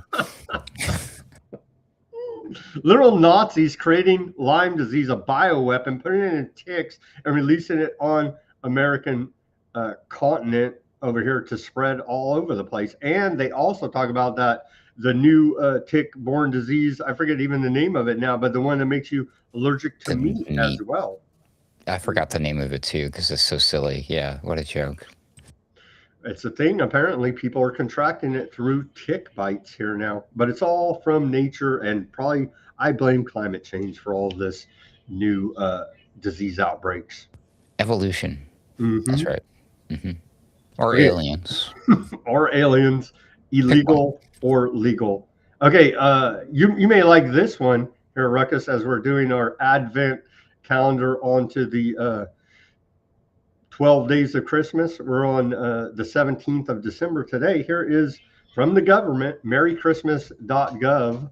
And on this day, this is celebrating American design is what this Advent calendar is like. And today we're celebrating NASA hoaxes with the moon landing. No, actually, we're celebrating NASA, quote, worm logo and design system from 1975, designed by Richard Dane and Bruce Blackburn. And NASA's, quote, worm logo type introduced a sleek, modern typograph identity that captured the optimism of America's space age ambitions. Its accompanying design system standardized everything from spacecraft markings to technical manuals, demonstrating how federal visual identity could be both disciplined and boldly futuristic, celebrating the NASA logo here, designed on December 17th, 1975, Ruckus. That is cool. I know that story. I actually just revisited the story of the creation of this logo this year. Earlier on, I was working on a logo project, and yes, this is actually one of those famous stories about logos and design and branding and typography. So it's very interesting they brought that up, and I guess I didn't realize that that all happened on this date in history. So that's pretty neat, and it's also fun that NASA would go that route about identity and branding when it concerns the space program, because there are a large handful of people out there who would suggest that's all it is nothing but this fake, like projecting a fake product, like it's just propaganda. There's no there. So it would not be the least bit surprising to me that they needed to focus their energy and their attention on making sure the visuals are just right, as it were. Use your imagination, right? Interesting. Yes, This is a not nice a company. logo. This is not McDonald's. This is not a brand. Why did they? I mean, this is, historically speaking, this is the top daddy right here. What they went through with this shit, it's pretty wild. So yeah, I don't know. I'm a geek like that though, because I'm a designer. But yeah, interesting. Very interesting. Very telling. Yeah. NASA worm logo design system. Yeah, so there you go. Maybe we can go back to the moon and lose all the technology that got us there, and then you know what I mean, pump another quadrillion dollars into it, fighting China in the space race to get back to the moon. Well, whether we do or we don't is one thing, but we can say for certain when we do, it will be in style. Metrelli, I think is how you pronounce her name. Is this a man, or what is going? Is this even a person? Is this AI? Like, this is allegedly the first woman head of MI6, and people were commenting yesterday about her strong masculine jawline. What do you think? Is this even a real person, or is it just all fake? Who knows? She's a legit person. I watched the majority of one of her big speeches that was out today. I caught that on UK Column this morning. Shout out to the UK Column. But yeah, no, she didn't like throw vibes of manliness. The pictures, the still pictures of her, I can see it. I see what they're saying. But when you watch her like talking and her man, I'm like, nah, no, there's no there. But yeah, it's interesting that they went with a woman. It's even more interesting some of the things she said. These people have completely ripped their masks off. The UK is a whole nother story, but I mean, here in America, they do it, and then it's like instead of questioning them about it, they send out their paid X-Trolls to be like, breaking, Trump is the best president ever, and whatever. But yeah, these people, they like, we don't care what you think. Here's what we're doing, and we have total disdain for you pish posh people. It's pretty wild how they act out there. They're acting pretty damn tyrannical out of the UK and most of Europe, honestly, at this point. EU drops, but some good news here now for transportation. EU drops 2035 combustion engine ban. The EU has revised its 2035 car emissions rule, allowing limited continued sales of combustion engine vehicles with offsets. The policy reversal follows sustained lobbying from major European automakers. But I thought it was anything for climate change. Well, turns out a little bribery here and there through lobbying. Who cares about the climate? Oil. U.S. has notified EU countries it would like to use frozen Russian assets as part of a Ukrainian crisis settlement, according to a report from Washington Post. So U.S. is trying to get some of the seized Russian assets and use that as some type of leveraging chip. The U.S. and Russia officials are expected to meet in Miami this weekend to discuss Ukraine. Witkoff and everybody voted for Jared Kushner are expected to represent the United States side, according to a report from Politico. So at least they're still trying to negotiate something to stop pulling that trigger over there in Russia, Ukraine, Ruckus. But have we wondered this or asked this already? Is Kushner officially part of the administration this time around? Well, I voted for him for president. He was under the first. No, I'm being serious though. I mean, because he was. No, there's no official anything. That's what I thought. So why is this guy still doing all this shit? I mean, he was under the first administration. He held a title. He had a role, an actual position. Now he's just running around doing the stuff, but without the position. What's going on here? He's an international man of mystery, you see. That's literally an unelected person acting as an official. This running around the Trump is world, trying his hardest to get impeached or something. I don't know running what he's around the doing. world negotiating U.S. foreign policy, and no one elected this guy. And Trump promised him and his daughter, or his daughter first, I guess, and then him, the son-in-law, would not be part of his administration. Yet there he is, jet setting around the world from Aardvark land to Ukraine to now Miami, trying to broker U.S. foreign policy deals. It's just a groupie. Putin had a few things to say today. Putin said, of course, the most evil man in the world, YouTube, Putin, it was totally unprovoked invasion. That's like the disclaimer we have to say to abide by the propaganda guidelines on the YouTube community. Well, we guidelines. brought up NASA, so you're already going to get the fact check about flat Earth or something. I didn't say one thing about flat Earth. Well, okay. I just did. So there you go. There you go. Thank you very much for that. Okay. Putin said today, as before, we are ready to conduct negotiations and resolve all emerging issues by peaceful means. The United States administration is demonstrating such readiness. We hope the same will happen in Europe. This is inevitable, as all signs point to Europe does not want this war to end. Putin went on to say European, quote, little piggies joined the work of the Biden administration in the hope of profiting from the collapse of our country. They wanted to regain what they had lost in previous historical periods and tried to take advantage. Yeah, I don't disagree with Putin there, even though he's evil. And he also said, after the Soviet Union collapsed, we believed we would quickly join the civilized Western world. Today, it seems there is no civilized there, only degradation. Maybe he saw that story about the plaques on the wall in the White House. Yeah, what could give that evil man Putin that idea? I don't know, the auto pin picture of Biden at the White House. That may have been a hint that we only have degradation to offer Russia here in the West. Oh, degradation. I thought he said debauchery. I'm sorry, I get confused. About the same thing. No, he said degradation. About the same thing.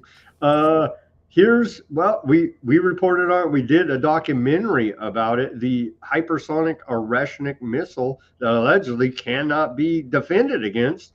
Putin today said it's on our Weaponized News channel for those interested. Simon and I did that documentary over a year ago now, when allegedly the hypersonic Oreshnik missile was first used in the Russia-Ukraine war. Today, Putin says that it's ready for combat duty by the end of the year. So we could expect these hypersonic Oreshnik missiles to be going into full combat use. Ruckus? By the end of the year? Yeah. So it's like there's only 2 weeks left in the year, man. Yeah. Wow. Hold on to your butts, everybody. Cool. Hypersonics may be raining down upon Ukraine from Russia. And this is the image, and who knows if any of this is even real, right? But they're claiming, and allegedly it's traveling at like Mach 5, 6, 7. I think I saw one report like Mach 7 or something, and so it cannot be. Allegedly, it's being reported cannot be defended against this this hypersonic Oreshnik missile. And more from Putin, he says Russia is acquiring a new means of destruction that will not appear anywhere else in the world for a long time. So he's threatening some type of Russian secret weapon now as well. And who knows if any of that's true. But NATO preparing for war with Russia by 2030. Russian Defense Minister Belsov has claimed NATO troops shifting to Eastern Front and increased military spending point toward that conclusion. Looks like it. Ukraine is on the verge of bankruptcy, according to a report out of the Associated Press. It needs $160 billion next year in 2026 and 2027 required by spring.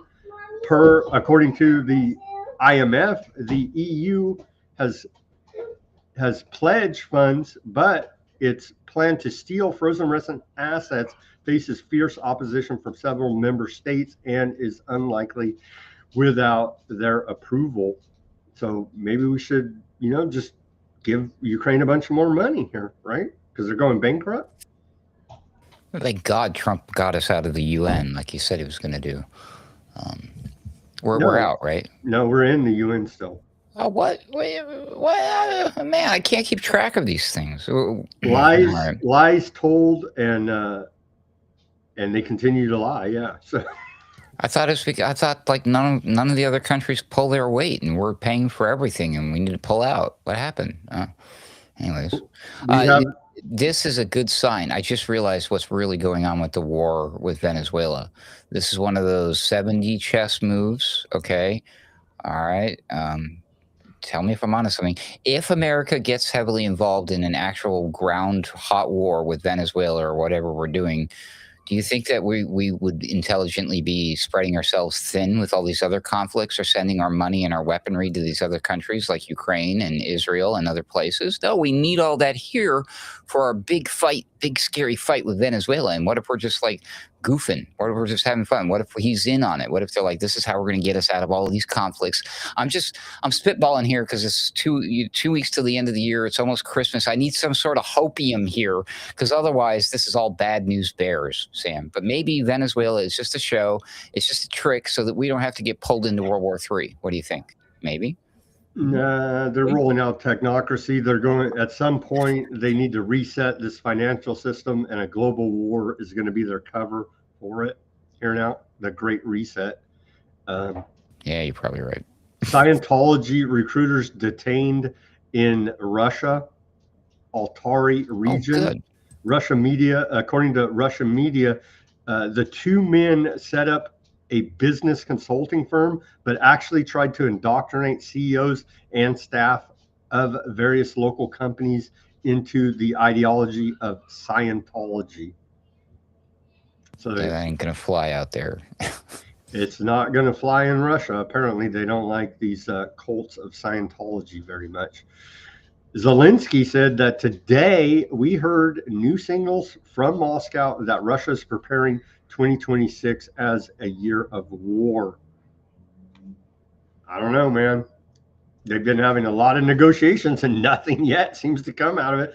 But again, Russia said they don't recognize Zelensky as the legitimate president of Ukraine because they've been under martial law since last March. No elections have been held. And so that's a big sticking point. Of course, the territories that they've seized, the Donbass, the Crimea, and others is a big sticking point for them. And so they need to negotiate something. Maybe U.S. can take some of their seized assets, throw that on the table. I don't know, but we're not getting, we're not getting much action in the positive direction of a ceasefire, an actual peace deal. Forget the stupid ceasefire, a peace deal that says we're done with this killing. Ruckus is what we need there, but it's long and drawn out for sure. Oh no, Russia will probably end it soon enough if we don't. Maybe with the announcement of the new secret weapon and the Oreshnik hypersonic missile, maybe they will end it one way or another here now. As Zelensky says, they're preparing for war all next year. Craziness. I tell you, stop the killing. Drone strikes kill 6 UN peacekeepers in the Sudan among ongoing humanitarian crisis. A drone strike on UN peacekeepers logistics base in Sudan has killed 6 peacekeepers and wounded 8 others, according to UN Secretary General Guterres.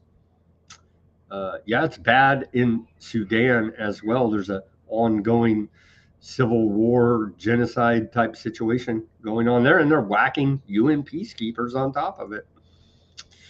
U.S. adds Syria to expanded travel ban days after bill to repeal the Caesar Act. So that's very bizarre timing and all this. So we're backing off sanctions on Syria because we have our new Al-Qaeda, ISIS former now good guy, a good-looking young man, according to Trump, is the president over there. But they're killing U.S. National Guard and interpreters, and so it's a kind of a weird spot where we're in here now.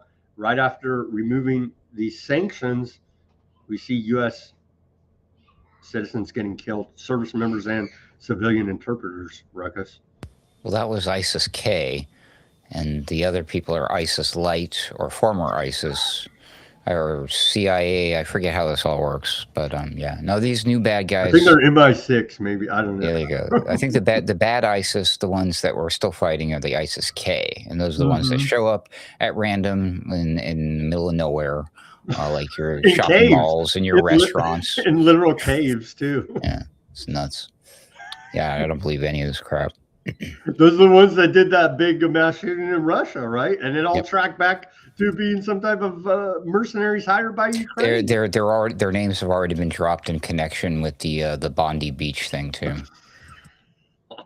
They're all over the place, man. They might be hiding under your bed, kids. You better check your closet tonight before you go to sleep.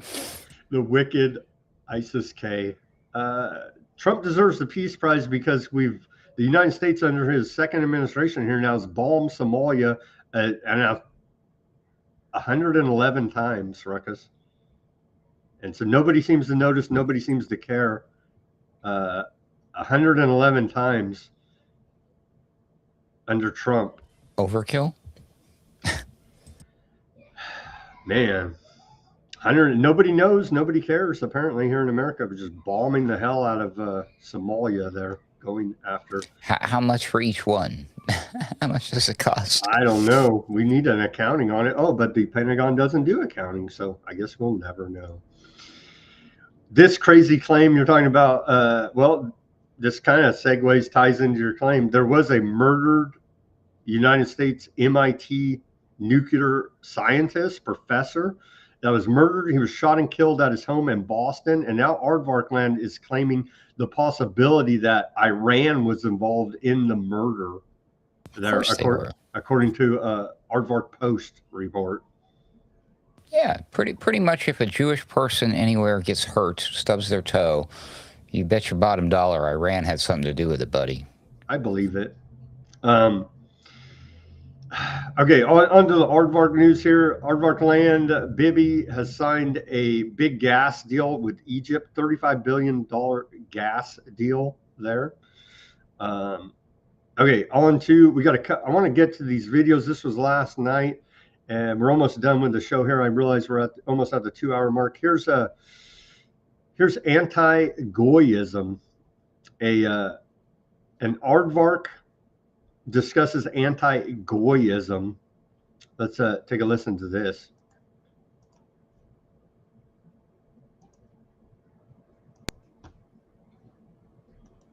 My name is Kobe. I was born and raised Jewish in Israel. Today I want to talk about something that's been on my mind. Why do we only hear about anti-Semitism but never about anti-Goyism, as taught in the Talmud? So what is anti-Goyism? It's a term that refers to prejudice or hostility by Jews towards non-Jews, often rooted in religious or cultural teachings. In the context of the Talmud, it includes passages that some interpret as promoting the idea that Goyim, non-Jews, are inferior or even enemies. The Talmud, which is our central text, contains passages that some interpret as promoting anti-Goyism. Because that never happens. That's our greatest ally. So I don't know what this guy's talking about. Some kind of crazy conspiracy about the Talmud? Yeah, that doesn't make my Christian Zionist pastor who just got back from Israel told me that Jews, their central book of is the same as mine, the Bible. I'm so confused. I thought it was no. All right. Yeah, no, what that guy is saying is the most anti-Semitic thing ever, except of course he's Jewish, born and raised in Israel. So but they still will label that person as, I mean, he's the worst kind of anti-Semite. He's a Semitic anti-Semitic. There you go. Yeah. There's another word for this that I can't say on this program that people know, and they hate these people with a passion. Yeah. He said the quiet part out loud there. You're not supposed to say it. Here's last night at the Trump White House Hanukkah party. Let's take a listen to some of these clips where Trump is admitting. What's wrong with everything you just said? You'll see in these clips what's wrong with it. I learned enough, and I signed the Golan Heights, the rights to the Golan Heights over to Israel. Nobody thought that was possible to get. They've been working on it for 70 years, Mark. 70 years. You know, planes would fly into places that have meetings that would last 2-3 days. All they talked about was the Golan Heights, right, Jason? And nobody ever did anything, but I did it, and we did it quickly, and I say, good luck to you. Then I found out the value of it, trillions of dollars. It could be worth, if you think, trillions of dollars. I said, maybe I should have asked him for something. He brags about stealing the Golan Heights there and giving it to Aardvark land. Here's more, but there's more. The first. Also, he was bragging about planes flying into places. Oh, wait, I don't think that's what he meant. Here's Mark Levin, fake conservative, Zionist. He says that the first Aardvark president to serve 2 non-consecutive presidencies, and Trump agrees with him. So this is quite shocking here, to say the least. And these people do like Israel. Hold on. And he loves Israel too. It's true. 2 seconds. Just 2 seconds. 6 years ago, I was up here, and I said, "This is our first Jewish president." It's true. Now he's the first Jewish president to serve 2 not consecutive presidencies. President to serve 2. The first Jewish president to serve 2 not consecutive. It's true. Now he's the first Jewish president to. It's true. Now he's the first Jewish president to serve. And I said, "This is our first Jewish president." It's true. Now he's the first Jewish.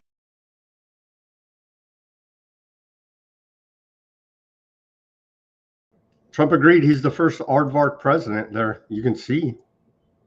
Mark Levin was drunk. 100%. Drunk on, no, his whole body language and everything. And yep, that dude was loaded. Drunk on the blood of Palestinian children. Here is hey.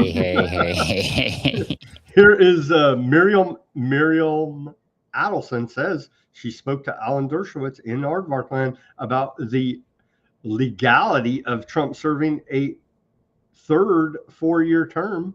We can do it. And they're saying she was just joking. Let's see if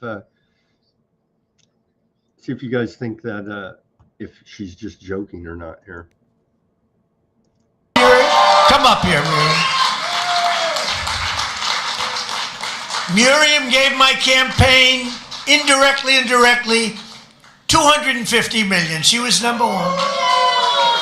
When somebody can give you $250 million, I think that we should give her the opportunity to say hello. And Miriam, make it quick, because $250 million is not what it used to be. Okay? Hello, darling. Come on. Incredible woman with a great husband, a man that loved Israel. Well, Mr. President, when you were in the Israeli parliament and you gave a speech and you saw me from far away, at that time I came with a scooter to the parliament just to hear you. I wanted to hear you alive. And then you said, Miriam Adelson, and I stood for a second, but it was so painful, so I sat. Then you screamed, Miriam, stand up! And I wish you would have known, but I stood up and heard all your compliment, and thank you very much. I saw you back there standing. Yeah, you saw me. She stood Thank up you. bravely. And now I met Alan Dershowitz, and he said the legal thing about 4 more years, and I said, Alan, I agree with you, so we can do it. Think about it. Alan's here someplace. Where's Alan? Alan is here? Oh, he had a flight. Alan is here? Think about it. Look like they're serious to me. They're going to say, "Oh, she was just joking." It looked pretty damn serious to me, Ruckus. How old is Trump? 78, I believe. Okay, I guess. 4 more years, but we're only 1 year into this one, so that would be 7 more years. That's a long time, people. He's got you think Trump's unlimited. Trump is like Patrick Henningsen on Sunday Wire this week, I think, was discussing about Trump's low energy. Like, you watch some of the things he's doing lately. I mean, excluding that speech he just did, he was on fire there earlier. The one he was doing tonight. I was like, yeah, they gave him pumped up full of something. But yeah, he's getting old. He's getting tired. This is not the type of a job for a person of his age and his health. I mean, you want 4 more years after this one? Why don't we wait till this one is over first and then have that discussion? Why are we talking about that now? That's what's weird to me. I don't get it. Trump's Superman, they tell us. He works 25 hours a day, Ruckus. He's made out of nothing but passports and Kirk collarbones, right? Sorry, my bad. Oh, man. Trump went on to say, "I will always be a friend and champion to the aardvark people. The strongest lobby was the aardvark lobby. It was aardvark land. That's no longer true. You have to be very careful. You have a Congress in particular, which is becoming very antiseptic." Oh, really? There's a few, but not many. And to actually question another country that's we're linked at the hip with foreign policy in regards to genocide, they're still trying to blur the lines and call that antiseptic behavior. I don't think it is. I don't think this is going to hold up. But the propaganda campaign is just starting here now as we continue to report. They're throwing a lot of money here in this upcoming year with all your Christian Zionist pastors going over there for training, millions upon millions of dollars for quote online influencers to go ahead and pitch you pro-genocide narratives. It's quite disturbing here. He also went on to say, "This is the first time that I've ever brought up notes to make a speech. No, let's play this because this is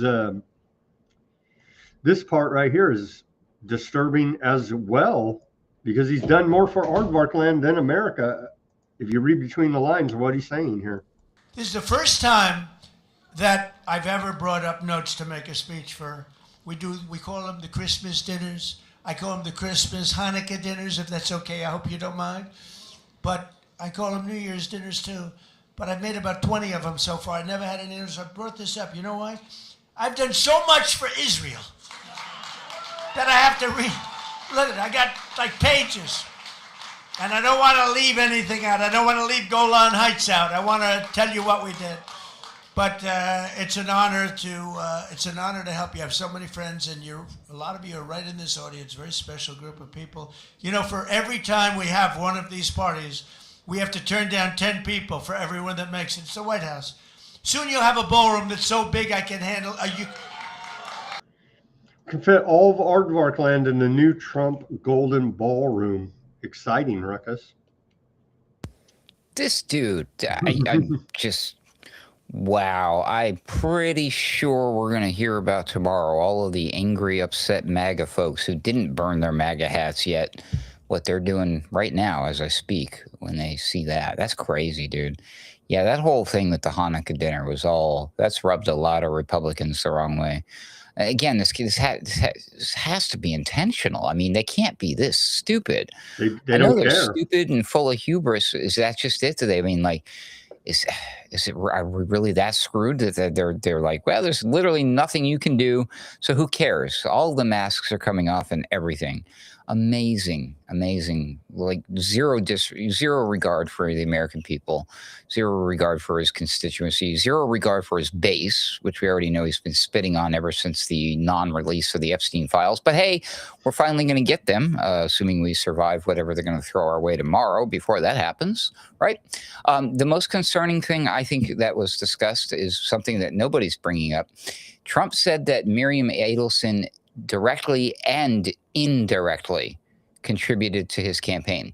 Now, I'm not a lawyer and I'm not a politician and I don't know much, but I think you're not supposed to do certain things when it comes to campaign contributions. And the only reason she would feel the need to indirectly contribute is because she's bypassing some sort of law, doing something shady, doing something illegal, something that when they did this and they caught Sam Altman doing this type of stuff back in the, not Sam Altman, no, Sam Bankman-Fried, right? Remember, they were doing shady contributions to campaigns, but it wasn't what's the fucking word I'm looking for? Structured. Excuse me, French.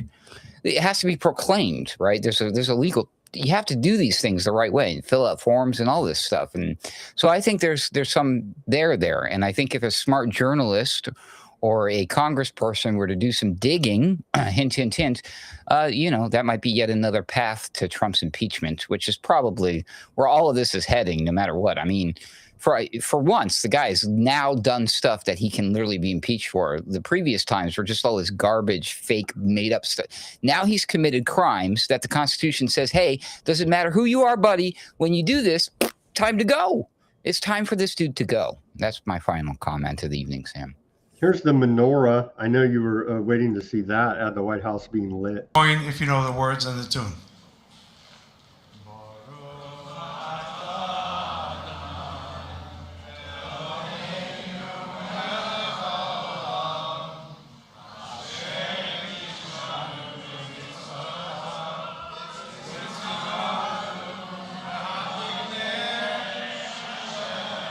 There you go. Aardvarks have taken over the White House.